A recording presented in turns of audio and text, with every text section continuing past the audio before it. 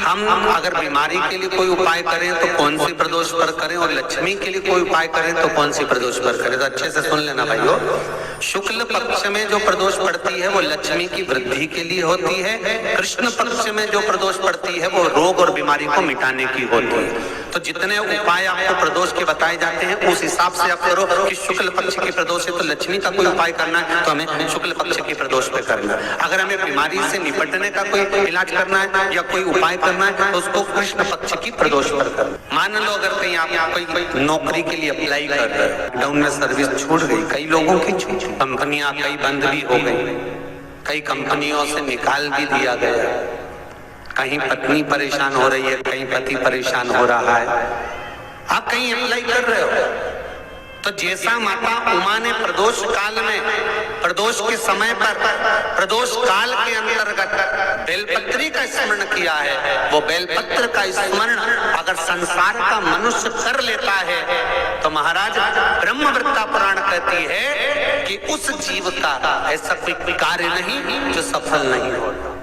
महाराज मेरा निवेदन रहेगा, किसी एग्जाम में आप बैठ रहे हो, इंटरव्यू के लिए जा रहे हो, किसी कार्य के लिए जा रहे हो, नौकरी नहीं लग रही, सर्विस नहीं लग रही, तो महाराज तांबे के कलश में 11 बेलपत्र को रखा जाए और तांबे के कलश में 11 बेलपत्र रखकर उसमें 11 सफेद पुष्प को डाला, लाल चंदन घिसकर कटोरी में लेकर जाइए।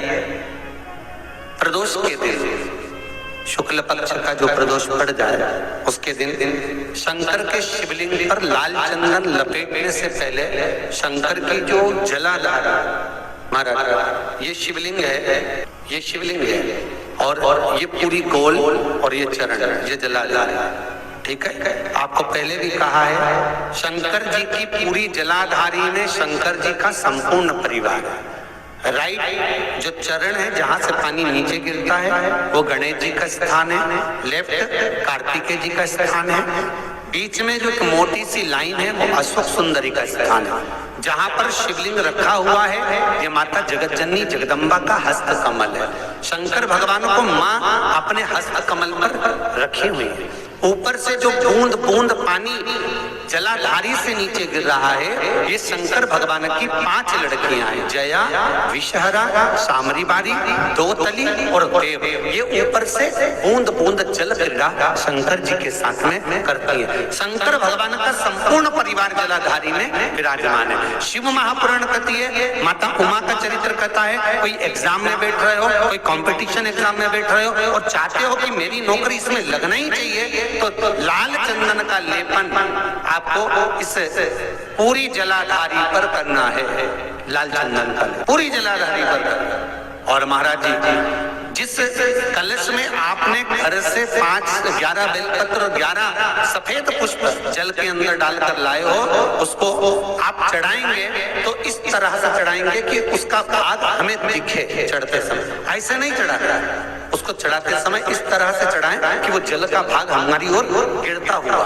महाराज जब आप वो समर्पित कर दें बेलपत्र पुष्प आदि सभी चीजें, उस चंदन का एक थोड़ा सा भाग पूरी जलाधारी पर हाथ फेर कर अपने दरवाजे पर आते आते उसका स्पर्श कर दें। जिस दरवाजे से आप एग्जाम देने के लिए जाओगे, जिस घर से आप जाओगे अपने घर के किसी भी दरवाजे पर उसका हाथ लगा दें या कोई स्थान को छू लें।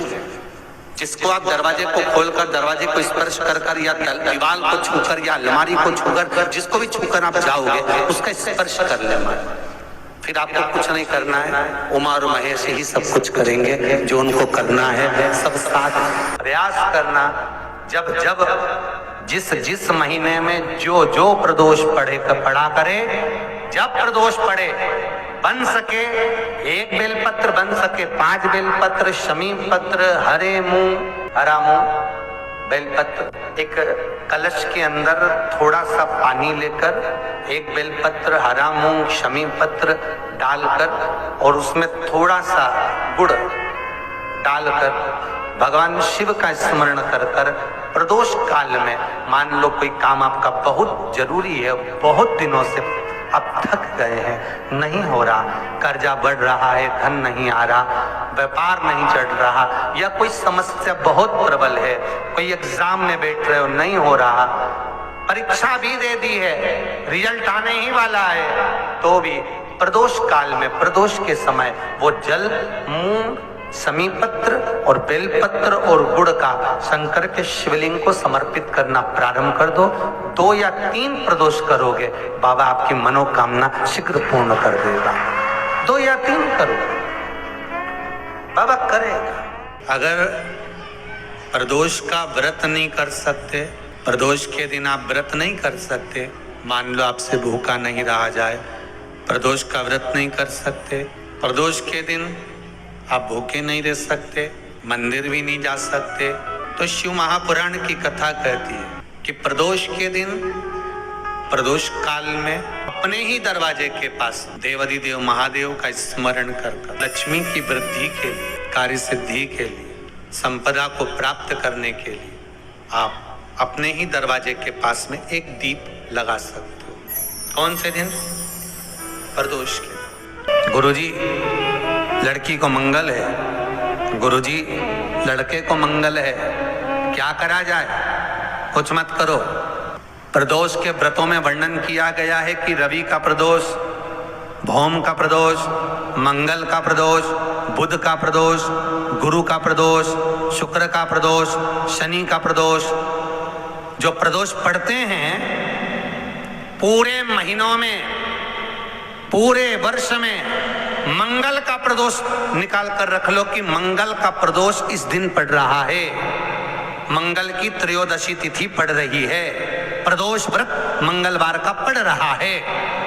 और जिन लड़का लड़की को मंगल होते हैं, जिन कन्या और वर को मंगल होते हैं, केवल शंकर भगवान के मंदिर में जाकर चौमुखी दिया, 4 बत्ती का दिया आटे का, उसमें घी डालकर लड़की शंकर भगवान के मंदिर में मात्र 7 बार शंकर पे से उतार कर, 3 बार स्वतः उतार कर शिव के मंदिर में रख देती है। उसका मंगल आड़े आता ही नहीं है, मंगल नहीं आता सामने।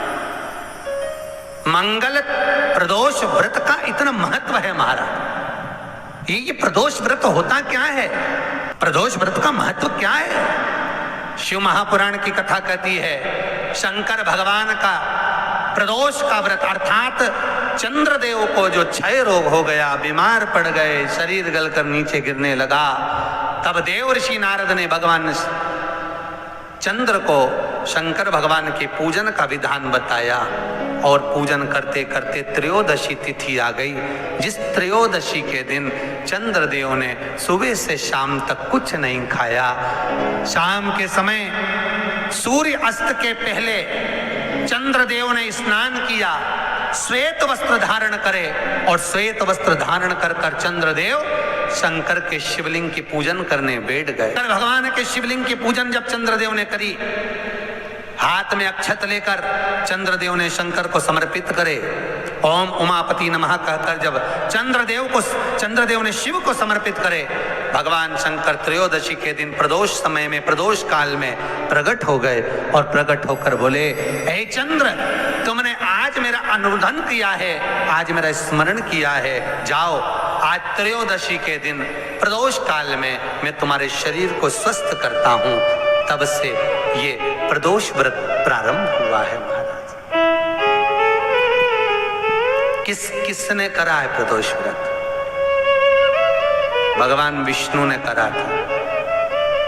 जब घोड़े का मुंह लगा, हयग्रीव अवतार, लक्ष्मी जी हंस दी थी तो घोड़े का मुंह भगवान विष्णु का लगा, तब भगवान विष्णु ने प्रदोष व्रत करा था।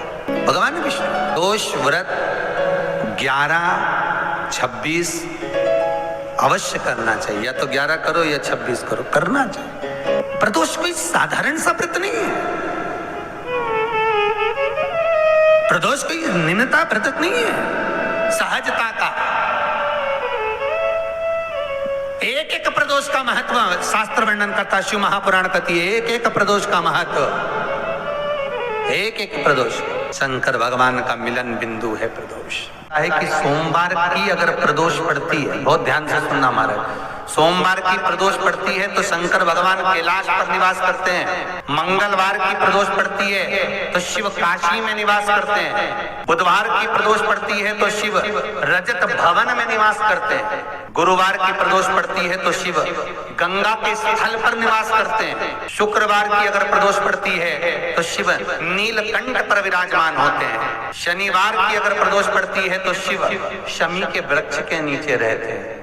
और रविवार की जब प्रदोष पड़ती है तो शिव बेलपत्र के पेड़ के नीचे निवास करते हैं। महाराज, ये एकादशी शंकर से कह रही है कि आपका स्थान ये नहीं कि आप कैलाश पर मिले, उस बार को, उस तिथि के दिन, उस हमारे यहाँ कहते हैं सोमवार की जो प्रदोष पड़ती है वो इच्छा पूर्ति करती है।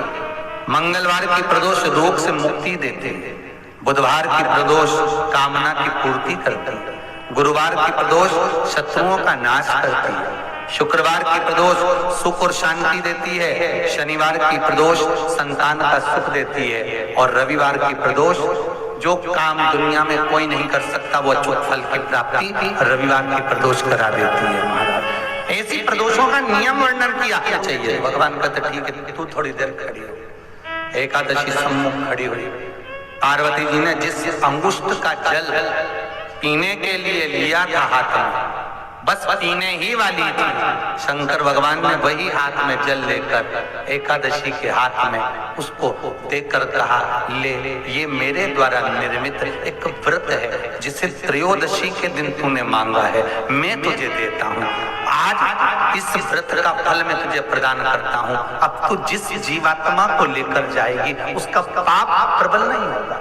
किसी स्त्री, पुरुष, बालक, बुजुर्ग जो भी होगा जिसने प्रदोष का व्रत करा होगा, वो जीवात्मा को तू किसी फल की कामना से नहीं, स्वतः ही लेकर चली जाए। उसमें कोई कामना नहीं। बन सके जीवन में 11 प्रदोष या 26 प्रदोष करने के बाद आप उसका उद्यापन कर विराम भी दे सकते। पर जीवन में एक बार प्रदोष का व्रत मौका मिले, जिस कामना से जिस दिन का भाव आपके मन में आए कि मुझे रोग से मुक्ति पाना है तो ये प्रदोष मुझे करना है, मैं रोग मुक्ति के लिए, हम जो भी आपके मन में आ रहा है, संतान प्राप्ति के लिए शनिचरी प्रदोष, आप उसका स्मरण। फिर लिखा शिव महापुराण में, बड़ा सुंदर लिखा वेदव्यास जी ने, मान लो आप प्रदोष का व्रत नहीं कर सकते, आप अगर व्रत नहीं कर सकते तो प्रदोष के दिन, प्रदोष काल में शाम का समय सूर्यास्त का कुछ पल, कुछ घड़ी के पहले से लेकर बाद तक का प्रदोष काल के अंतर्गत आप शंकर जी के मंदिर में जाकर 1 लोटा पानी, 5 बेलपत्र भी अगर समर्पित करते हैं तो संपूर्ण प्रदोष का फल आपके भाग्य में प्रबल हो जाएगा। तो दोस्तों, वीडियो आपको अच्छी लगी हो तो वीडियो को लाइक करें, चैनल को सब्सक्राइब करें, हमारी वीडियो को शेयर करना बिल्कुल भी ना भूलें। मैं आपसे मिलती हूँ अगले वीडियो में, तो तब तक के लिए अपना ध्यान रखिए और खुश रहिए। धन्यवाद।